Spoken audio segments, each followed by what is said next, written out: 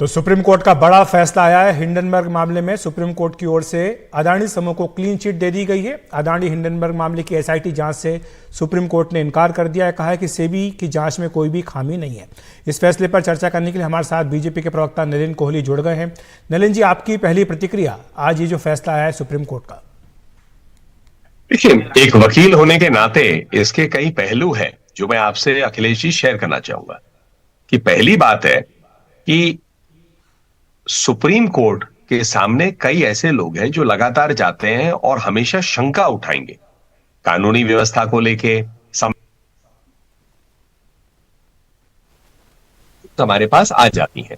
अब क्यों क्या है यहां पे, एक विदेश में कोई रिपोर्ट छपता है, देश के अंदर सेबी है, सेबी जांच कर रही है।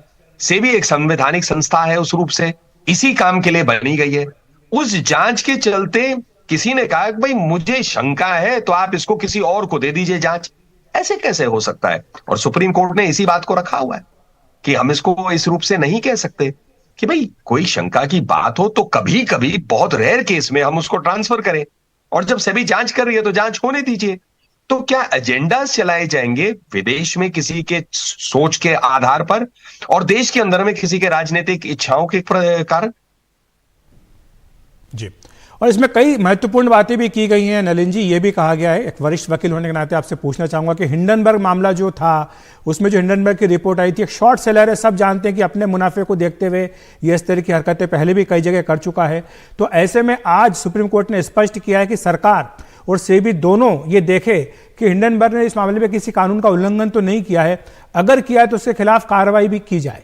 इसको आप कितना बिल्कुल महत्वपूर्ण होना चाहिए, ये बहुत ही ज्यादा महत्वपूर्ण बात है अखिलेश जी। आप इसको देखें, हिंडनबर्ग कोई ऐसी संस्था नहीं है, उसका कनेक्शन भी किसी एक विदेश में व्यक्ति के साथ है जो पैसे कमाते हैं। अब आप जो है कोई रिपोर्ट लाते हैं, पूरा शेयर बाजार तहस नहस हो जाता है, करोड़ों लोगों के जो पूंजी लगी हुई है वो हिल जाती है।